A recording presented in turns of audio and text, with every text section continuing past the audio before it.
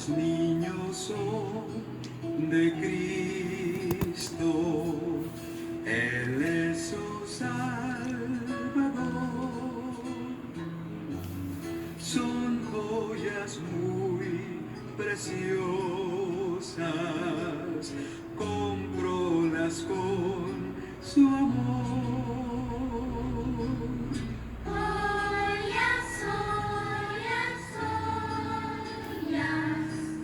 Joyas del Salvador están en esta tierra, cual luz y dulce amor. Los niños son tesoros, pues que del cielo son, luz refulgente esparcen en horas de aflicción.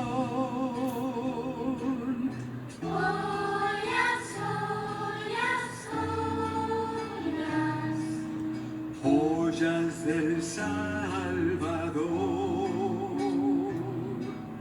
están en esta tierra,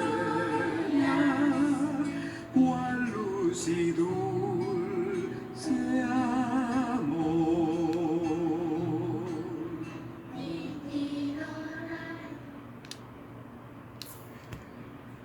Padre nuestro que estás en los cielos, una vez más, Señor, antes de presentar el mensaje de tu palabra, clamo a ti para pedirte tu permiso primeramente y después tu ayuda, tu dirección, para que todo lo que sea presentado en este mensaje sea conforme a tu voluntad, tú lo apruebes y así entonces impartas tu bendición en el resultado que produzca en los corazones de aquellos que lo van a escuchar. Gracias, Señor, en el nombre de Cristo, nuestro Señor y Salvador, te lo pido y te doy gracias. Amén. Bueno, en este día, mayo 17 del año 2020, vamos a tomar un tema que le titulé Los hijos son pecadores. Los hijos son pecadores. Como introducción, comento que deseo continuar con el tema de la familia. El mensaje anterior, que fue 10 de mayo, estuvo referido a la madre. Y ahora hablaremos acerca de los hijos. Cuando Dios creó el primer matrimonio, le dio este mandamiento que encontramos en Génesis 1:28. Y dice así: y los bendijo Dios y les dijo: fructificad y multiplicaos, llenad la tierra. Multiplicaos, multiplíquense, les dijo, es decir, tengan hijos hasta llenar la tierra. Algunos dicen, este mandamiento ya no aplica porque ya llenamos la tierra de seres humanos. No es verdad. Si pudiéramos observar desde el espacio, veríamos que casi toda la población mundial se concentra en pequeños lugares que llamamos ciudades. En ellas vivimos amontonados los hombres y mujeres, mientras que la mayor parte de la superficie terrestre está deshabitada de seres humanos. Estamos haciendo exactamente lo mismo que hicieron las primeras generaciones de seres humanos cuando se concentraron en una sola ciudad y comenzaron a construir la Torre de Babel en desobediencia a Dios. Y entonces Dios les confundió su lenguaje y los dispersó por diferentes lugares de la tierra. Y eso estamos haciendo el día de hoy también. Lo mismo que hicieron los constructores de la Torre de Babel. Vivir en un solo lugar, en una ciudad. De manera que tener hijos es obedecer un mandato de Dios, pero también es una hermosa bendición y también es una responsabilidad. ¿De quién? Es una responsabilidad de los dos, del padre y de la madre. Repito, de los dos, del padre y de la madre. Ahora bien, esta responsabilidad hubiera sido muy fácil de cumplir originalmente, pero no es así, porque entró el pecado en la humanidad y esto nos ha acarreado muchos problemas, entre ellos la crianza y educación de los hijos. Dejamos aquí la introducción y vayamos al primer punto del mensaje, que se titula ¿Los hijos nacen siendo buenos? Es una pregunta. ¿Los hijos nacen siendo buenos? Los bebés son hermosos, ¿no es cierto? Son irresistibles. Dan ganas de tocarlos, de cargarlos, de besarlos, de hablarles con cariño. Jesús mismo no se pudo resistir a tomarlos en sus brazos. Dice el Evangelio de Marcos capítulo 10, versículo 14 y el versículo 16, dice, viéndolo Jesús, se indignó y les dijo, dejad a los niños venir a mí y no se lo impidáis, porque de los tales es el reino de Dios. Y el 16 dice, y tomándolos en los brazos, poniendo las manos sobre ellos, los bendecía. El mismo Señor Jesús tomó en los brazos a estos pequeñitos, los tocó y los bendijo. Así también nosotros los acariciamos y les decimos mi amor, mi vida, mi cielo, mi tesoro, mi angelito. Pero, ¿de veras son angelitos? Pregunto, ¿los niños nacen siendo buenos por naturaleza y los adultos los echamos a perder? Así piensan muchas personas. Voy a leerles algunas opiniones de personas famosas. La primera de Jefferson Peña Velasco. Él dijo una frase muy corta: el hombre nace bueno y la sociedad lo corrompe. El hombre nace bueno y la sociedad lo corrompe. Otra persona, Jacques Rousseau, este filósofo dijo: el ser humano es bueno por naturaleza y se corrompe en su interacción con los otros seres humanos en la sociedad.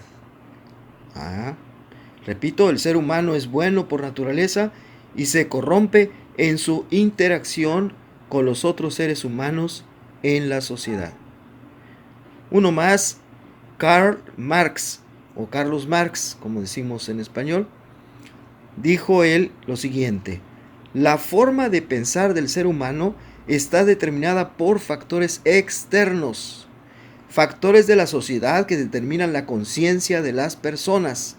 Así, la principal causante del egoísmo humano no es su naturaleza, sino más bien es la sociedad capitalista.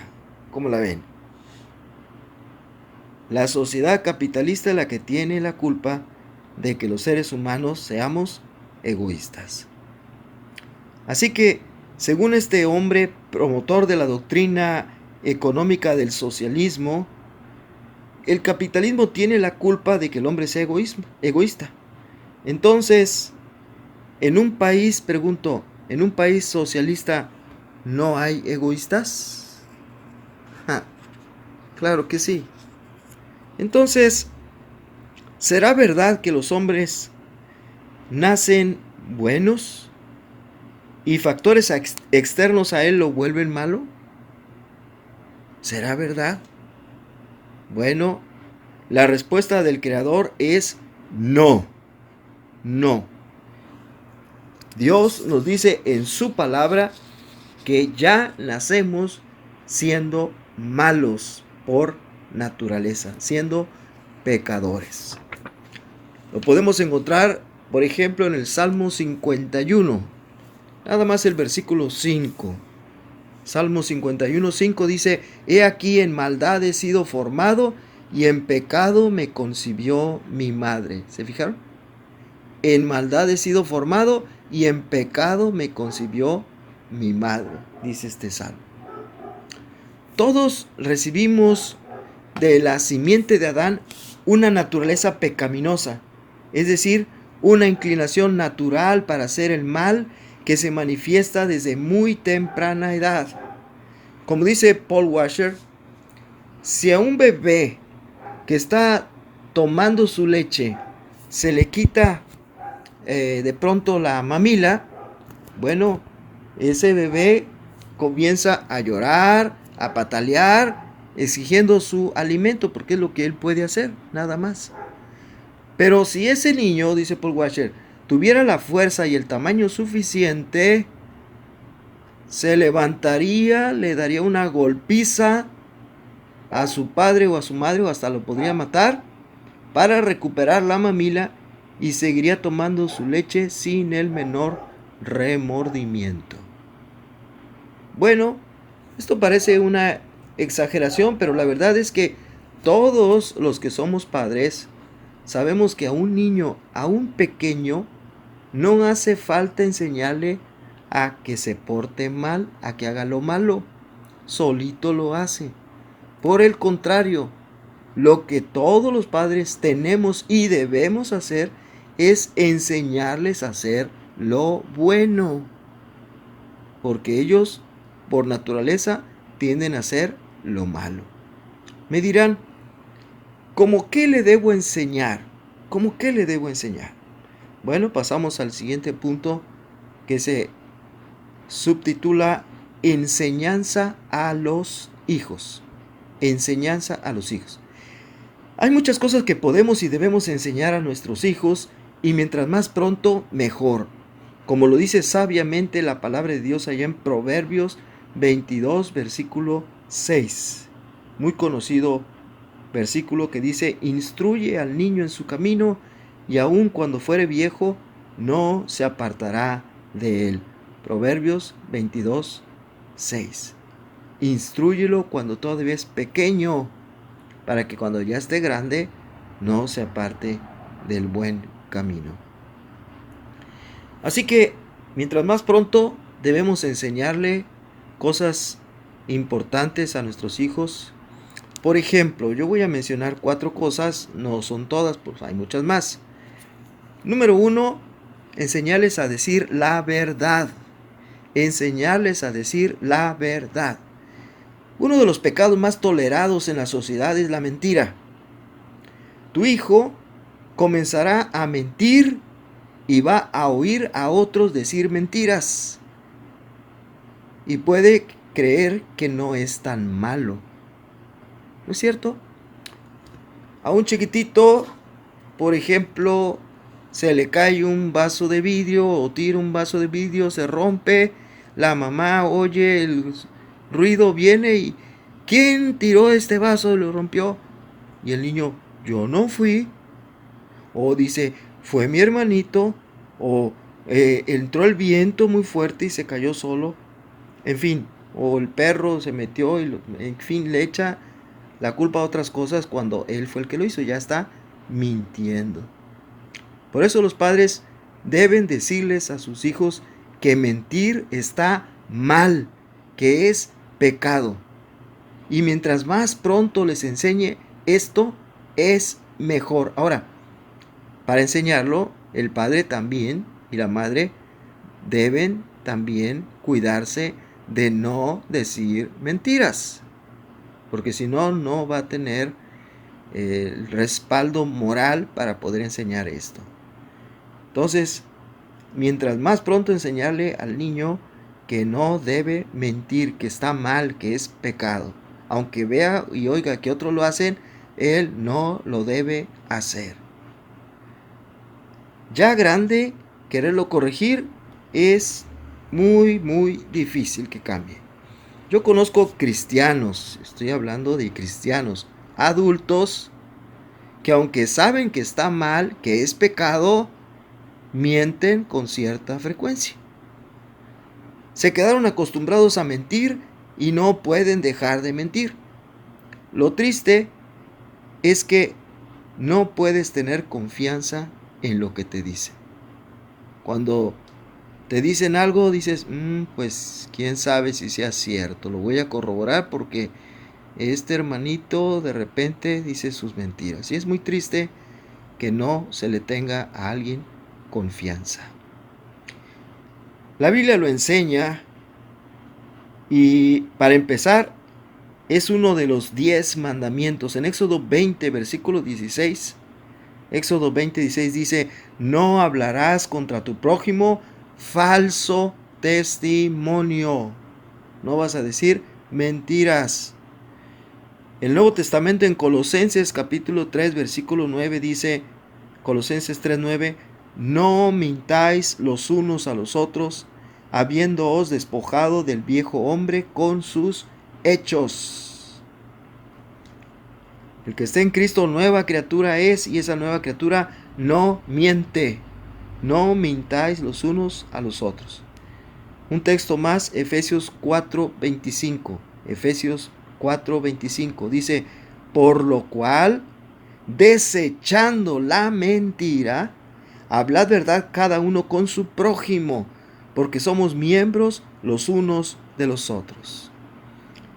Por lo cual, desechando la mentira, hablad verdad cada uno con su prójimo.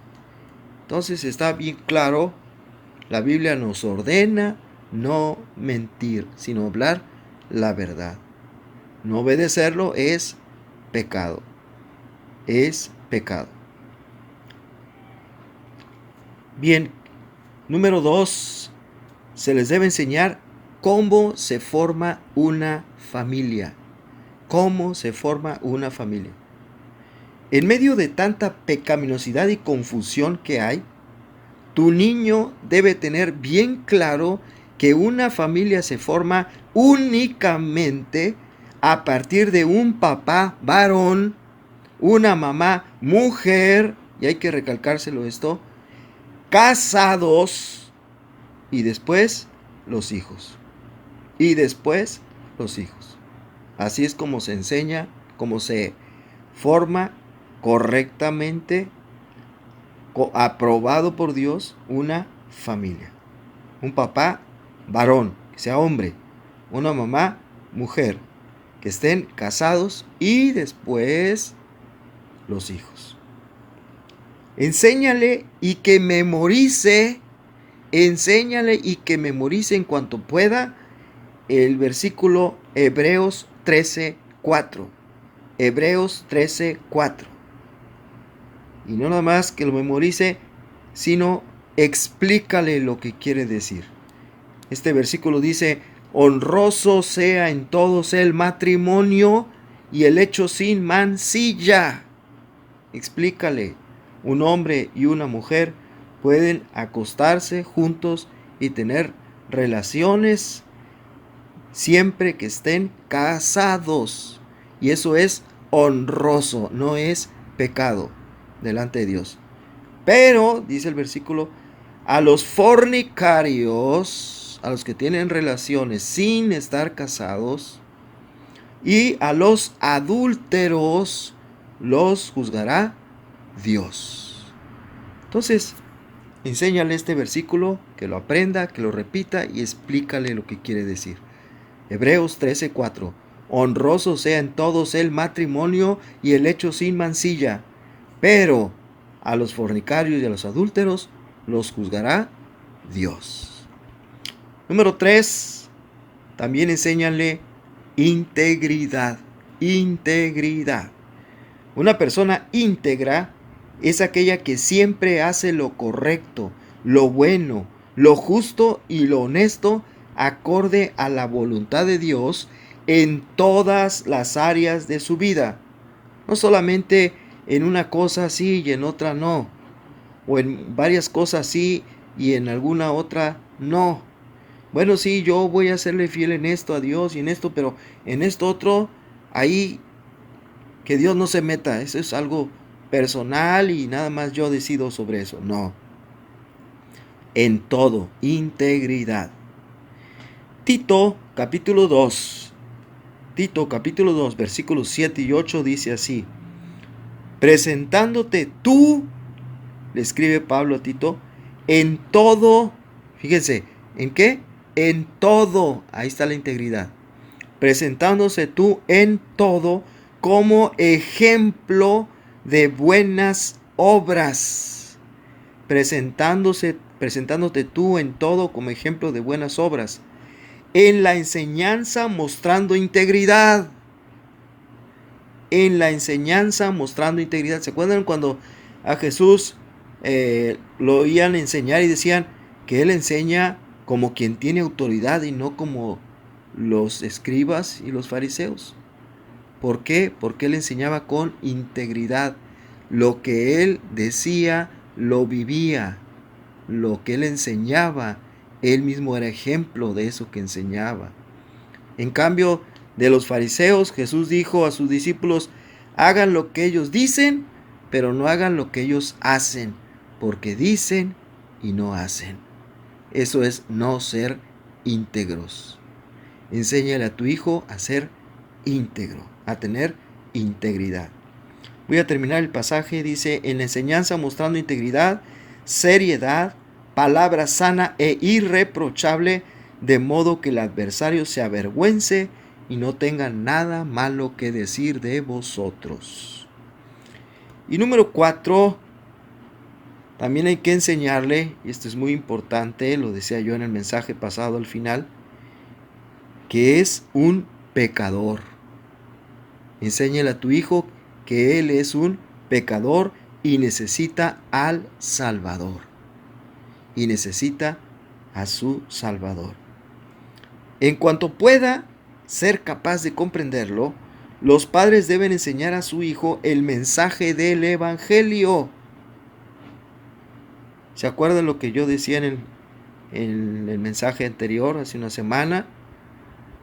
Que pudiera ser que en el día del juicio, cuando sea llamado tu hijo para ser juzgado, te llamen a ti, papá, mamá, y tú digas: yo, Señor Dios, yo le hablé el Evangelio, pero él fue necio, rebelde, no lo quiso aceptar. Así que haz con él lo que tú consideres justo, y va a ser echado al lago de fuego. Pero también puede ser que cuando sea llamado a juicio tu hijo, él diga: sí, yo soy culpable y merezco ser echado al lago de fuego, pero tú, papá, tu mamá, también eres culpable porque nunca me predicaste el Evangelio. O no viviste el Evangelio en el hogar. No viviste conforme al Evangelio ahí en la casa. Por eso es importante que los padres enseñen a su hijo, a sus hijos, el mensaje del Evangelio. Decirles que él es un pecador y le espera la condenación en el infierno. Como dice Romanos 3:23, por cuanto todos pecaron y están destituidos de la gloria de Dios. Pero también decirles que en Cristo hay perdón y salvación a todo aquel que en Él cree. Como dice Romanos 5:8, mas Dios muestra su amor para con nosotros en que, siendo aún pecadores, Cristo murió por nosotros. Pasamos al siguiente punto, que lo titulé la corrección de los hijos. La corrección de los hijos. Puesto que los niños tienen una inclinación natural, ya la traen de nacimiento, a portarse mal, la misión de los padres es conducirlos, es llevarlos a hacer el bien. Ahora, ¿cómo? ¿Cómo? Bueno, mediante la corrección de una mala conducta, y esa corrección muchas veces necesitará de un castigo. Dice Proverbios 19:18, Proverbios 19:18, dice, castiga a tu hijo en tanto que hay esperanza. Castiga a tu hijo en tanto que hay esperanza. Corrígelo en tanto que hay esperanza. Nótese que dice en tanto que hay esperanza, es decir, hay un tiempo limitado para corregir la conducta de un hijo. Después ya es demasiado tarde. Algunos padres quieren corregir a sus hijos ya cuando ya son grandes. Y no, ya no se puede, ya casi es imposible hacer que se corrija o querer corregir a un hijo cuando ya es grande. Debe empezarse cuando esté pequeñito. Ahora, aquí entramos a un terreno escabroso, hablando de corregir un mal comportamiento. Miren, hay varios modos de corrección. Número 1, y es en ese orden se debería hacer la corrección. 1, la comunicación verbal amistosa. ¿Cómo es esto? Hablándoles, explicándoles lo que hicieron mal y por qué está mal. Aquí en esta parte se le va a decir al niño, se le va a hablar tranquilamente, con paciencia, con amor, y explicarles lo que hicieron mal y por qué está mal. Bueno, número 2, aquí ya viene otra comunicación verbal, pero ya no es amistosa, es una reprensión verbal. Reprensión verbal. Hablándoles, pero ahora en un tono fuerte, con energía, que les quede bien claro que lo que hicieron estuvo mal. Ahí ya el tono con que se les habla ya es enérgico, porque ya se les había explicado, ya se les había dicho que no hicieran eso, lo hicieron, entonces ahora viene una reprensión verbal fuerte. Y número 3, el castigo. El modo de corrección, que es el castigo. El castigo puede ser, inciso A, ponerlo a hacer un trabajo. Hiciste esto, yo te lo había dicho, pues ahora vas a tener que ponerte a, no sé, a barrer el patio, recoger la basura, o a lavar los platos, o a, no sé, algún trabajo que tiene que hacer. Inciso B puede ser prohibirle algo. Pues ahora te prohíbo que salgas a jugar porque hiciste algo que yo te había dicho que no hicieras, que estaba mal. O se le prohíbe ver la televisión durante cierto tiempo. O se le prohíbe conectarse en la computadora. O se le prohíbe algo que le guste, algo que él hubiera querido o que planeaba hacer y ahora ya no lo va a poder hacer como castigo. Y por último, el inciso C, el castigo físico. Castigo físico. Creo que los incisos A y B, ponerle a hacer un trabajo o prohibirle algo, nadie los va a objetar. El punto difícil está en el inciso C. Y vamos a pasar al siguiente punto, que es sobre el inciso C. Se titula con una pregunta. ¿Se debe corregir físicamente a un hijo? ¿Se debe corregir físicamente a un hijo?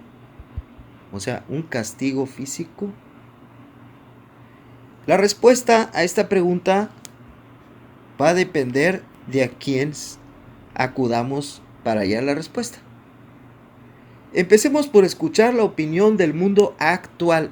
Subrayo actual, porque el mundo antes opinaba otra cosa. Es una característica del mundo que cambia de opinión de una época a otra. En una época dicen una cosa está bien y esto está mal, y después pasa el tiempo y ahora dicen no, eso estaba mal y ahora está bien. Entonces, la opinión del mundo no es la misma la de ahorita que la de hace 50 años. Por eso estoy refiriéndome a la opinión del mundo actual. La opinión del mundo actual es un rotundo no. ¿Se debe corregir físicamente un hijo? El mundo dice rotundamente que no. Y da sus razones. Y a continuación yo les quiero presentar en un artículo que leí 15 razones, dicen ellos, en el mundo, por las que no debes pegar jamás a tus hijos. Conste, esto está tomado no de la Biblia, sino opinión de personas del mundo. 15 razones por las que no debes pegar jamás a tus hijos. Dice así. Número 1.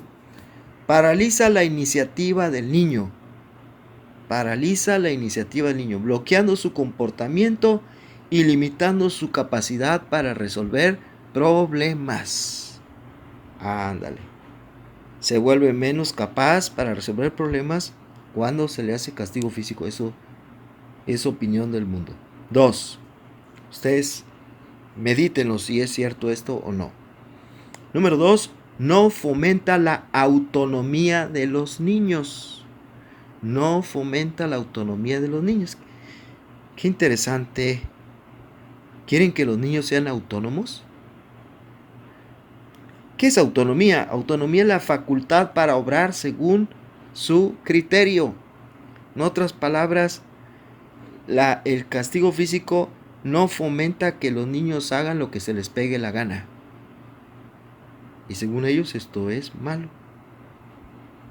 Bueno, medítenlo. Número 3. Ofrece la actitud violenta como un modo válido para resolver problemas. Ofrece la actitud violenta como un modo válido para resolver problemas. Esto será cierto, depende de cómo se aplica el castigo físico, pero más adelantito lo vamos a ver. 4. Daña su autoestima. Ándale, está de moda esta palabrita. Daña su autoestima. Le genera sensación de minusvalía y promueve expectativas negativas respecto a sí mismo. Bueno. 5. Le enseña a ser víctima. Lo hace más proclive a convertirse en víctima. Bueno. Lo enseña a ser víctima. 5. 6. Interfiere en sus procesos de aprendizaje y en el desarrollo de su inteligencia. O sea, corregir físicamente, no sé, unas nalgadas o algo así, lo hace retrasado mental. Eso es lo que dice esta razón 6. Interfiere en sus procesos de aprendizaje y en el desarrollo de su inteligencia. Bien, ustedes piensen en esto. Número 7. Invita a no razonar al excluir el diálogo y la reflexión. Invita a no razonar al excluir el diálogo y la reflexión. Esto puede ser cierto si el castigo físico fuera la primera manera de querer corregir una mala conducta del hijo. Pero ya mencionamos que se debe empezar por una comunicación verbal amistosa. Número 2, una reprensión verbal que ya no es tan amistosa. Y número 3, ahora sí viene el castigo. Que puede ser primero ponerle a hacer algo que no le gusta, un trabajo, prohibirle algo y si insiste, pues entonces, por último, el castigo físico. Así que invita a no razonar, no creo. 8. Les hace sentir soledad, tristeza y abandono. Ándele pues. Les hace sentir soledad, tristeza y abandono. Número 9. Incorporan una visión de los demás y de la sociedad como un lugar amenazante. Número 10. Crea un obstáculo en la comunicación entre padres e hijos. Crea un obstáculo en la comunicación entre padres e hijos. Repito, esto podría ser también cierto si se suprimen los modos de corrección 1 y 2, la comunicación verbal amistosa y la reprensión verbal. Bueno, número 11. Los hace sentir rabia, rencor y ganas de alejarse de casa.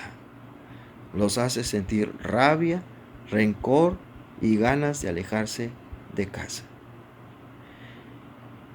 ¿Y las otras maneras no? Número 12. Engendra más violencia. Enseña que la violencia es un modo adecuado para resolver problemas, según esto. Engendra más violencia. Número 13. Pueden presentar dificultades para integrarse en la sociedad, para hacer amigos. Cuando un niño recibe corrección física, dice este punto 13, va a tener problemas para relacionarse con sus semejantes, para tener amigos. Bueno. Número 14. No se aprende a cooperar con las figuras de autoridad. No se aprende a cooperar con las figuras de autoridad. Yo diría todo lo contrario. Sí aprende a respetar la autoridad. Y aquí dice también el 14, se aprende a someterse a las normas. ¿Y eso es malo, acaso? Se aprende a someterse a las normas. ¿Eso es malo? Válgame. Y 15, puede sufrir daños físicos accidentales. Eso es muy cierto. Se le puede ir la mano al padre. Eso es cierto. Si la persona que disciplina no tiene control de sí mismo al momento de hacerlo, sí le puede causar un daño físico al niño. Bueno, ya le leí estas 15 razones que dice el mundo por las que no se debe pegar jamás a los hijos. Ahora, les hago una pregunta personal. ¿Quién de ustedes recibió castigo físico y ahora está traumado, es antisocial, es retrasado mental y guarda rencor a su madre? ¿Quién de ustedes?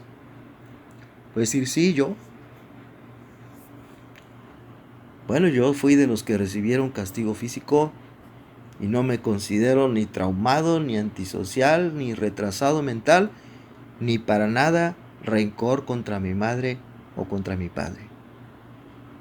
Pero eso es lo que dice el mundo, como razones para no castigar físicamente jamás a un hijo. Ahora veamos qué dice Dios. ¿Qué dice Dios? Dios que nos creó, Él sabe mejor que nadie la respuesta. Y la respuesta, Él dice sí. Él dice que sí. Y voy a dar unos poquitos versículos nada más donde podemos encontrar esto. Proverbios 22:15. Proverbios 22:15. La Biblia dice: la necedad está ligada en el corazón del muchacho, mas la vara de la corrección la alejará. El muchacho, por naturaleza, los muchachos, las muchachas tienden a ser necios, es lo que dice aquí la Biblia. ¿Y cómo se les corrige? Con vara. Proverbios 23, versículos 13 y 14. Proverbios 23, versículos 13 y 14. Dice: no rehúses corregir al muchacho, porque si lo castigas con vara, no morirá. No morirá. Lo castigarás con vara y librarás su alma del Seol, o sea, de ir al cementerio.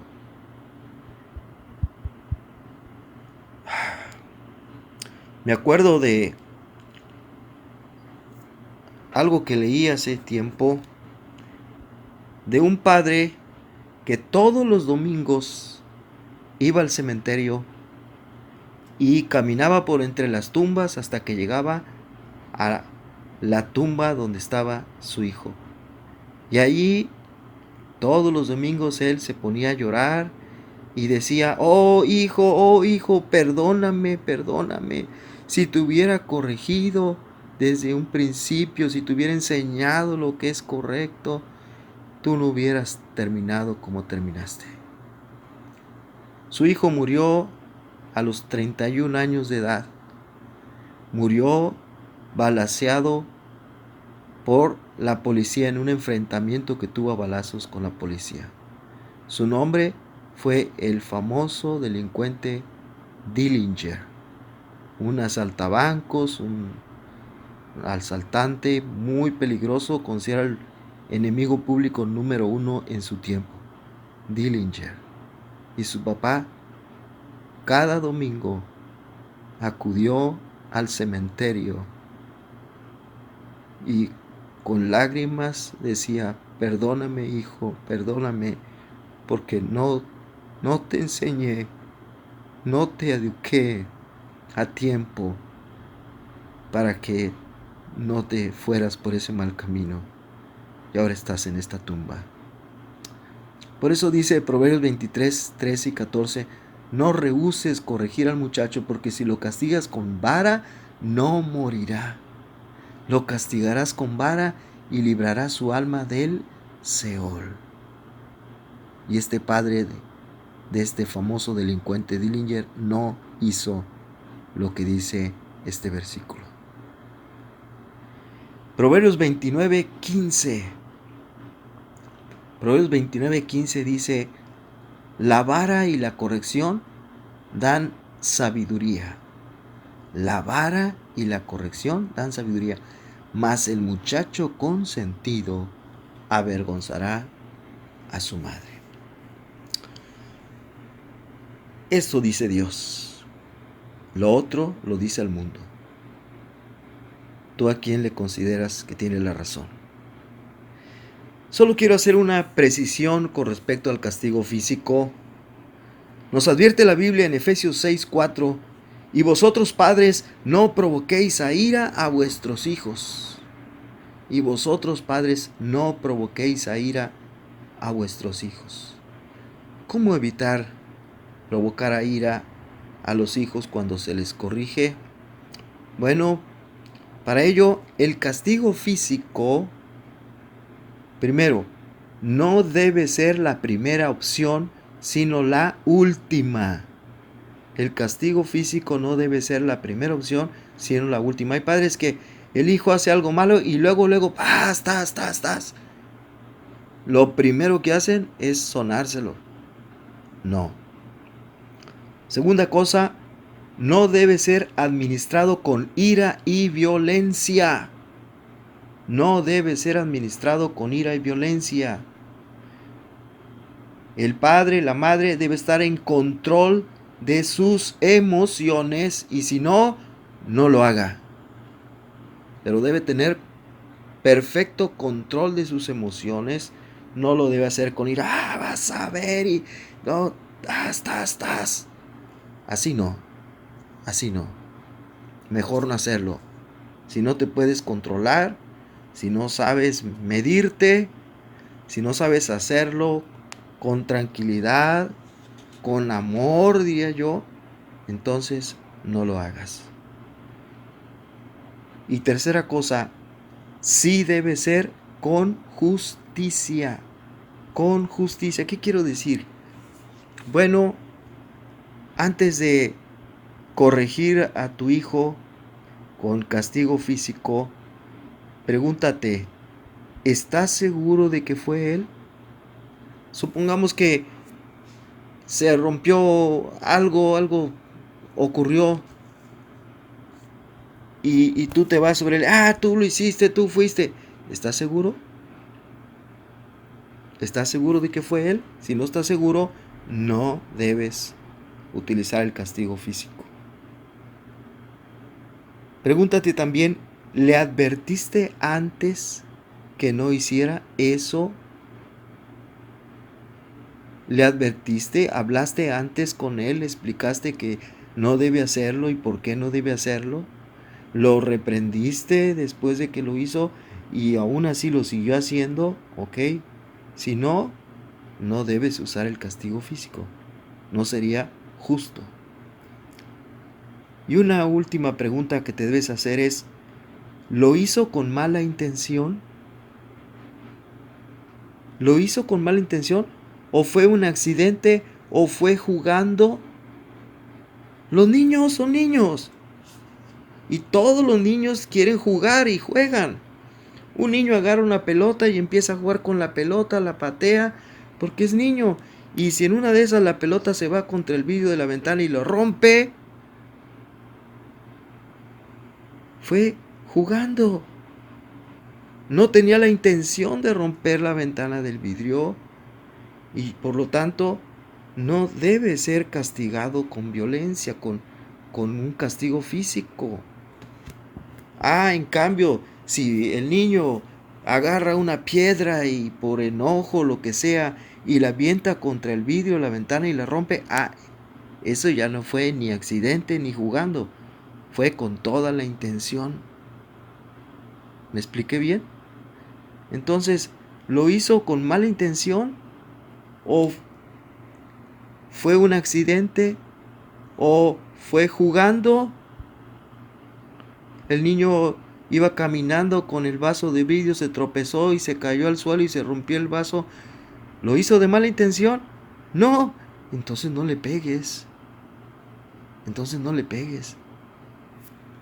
Fue un accidente como también te puede pasar y te han pasado a ti accidentes. Bueno, con esas precisiones vamos a pasar entonces a la conclusión.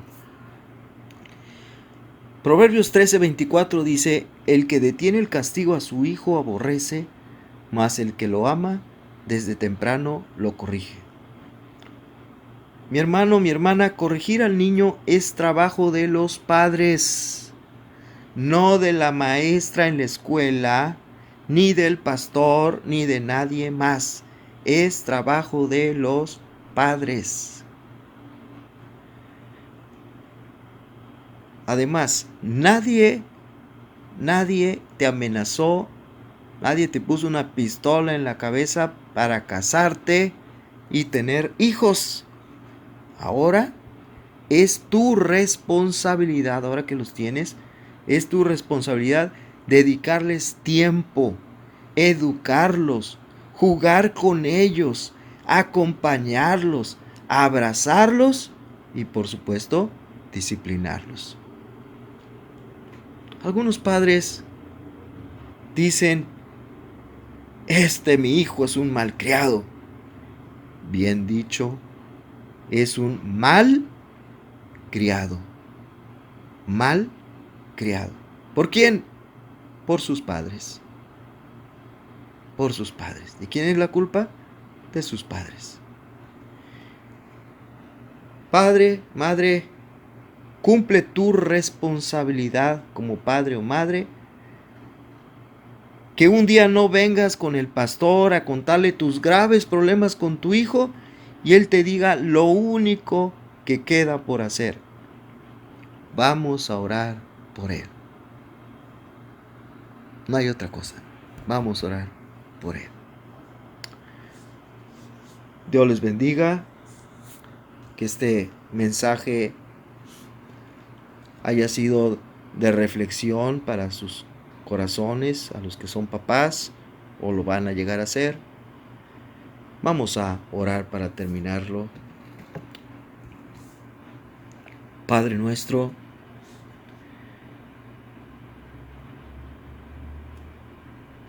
es, como decía durante el mensaje, una gran bendición tener un hijo o una hija o varios.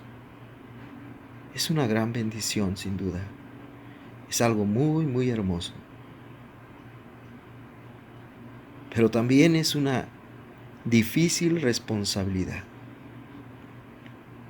Bastante difícil. Porque no estamos tratando con máquinas que si se descomponen se pudieran reparar o se desechan y se compra una nueva. Estamos tratando con personas, con seres humanos. Un pequeñito que tú nos prestas y nos da la responsabilidad de criarlo, de educarlo en disciplina y amonestación del Señor. Y es una difícil tarea, muy difícil. Pero por mi parte, yo no cambiaría nada. Volvería a tener los hijos que tengo. No cambiaría la responsabilidad, el trabajo, los desvelos y todo lo que implicó los gastos en ropa, medicamentos, escuela, etc. Pero no cambiaría nada. Volvería a tener a mis hijos junto con mi esposa. Pero Señor, a los que todavía tienen sus hijos pequeños, sus hijas chiquitas en casa, ayúdales a tener sabiduría, ayúdales a buscar en tu palabra los sabios, perfectos e infalibles consejos que tú das y que los apliquen. No solo que enseñen a sus hijos, sino que ellos mismos sean ejemplo, una vida ejemplar para ellos, una vida ejemplar en su matrimonio, que haya amor, que haya unidad, que haya armonía, y de todo lo que les enseñen, que ellos sean ejemplo. En especial, que les prediquen el Evangelio, pero que vivan el Evangelio. Porque el Evangelio, dice Juan 3:16, de tal manera amó Dios al mundo, que ha dado a su Hijo. El Evangelio es un mensaje de amor. Y quien lo predica, quien lo enseña, debe practicar el amor. Los padres se deben amar. Solamente así pueden enseñar el Evangelio verdaderamente a sus hijos. Gracias, Señor. Los que todavía pueden hacerlo, ayúdales a responder a este mensaje. Te lo imploro, Padre, y que tú obres en cada corazón para bendición de tu pueblo, en el nombre que sobre todo nombre, de Cristo Jesús.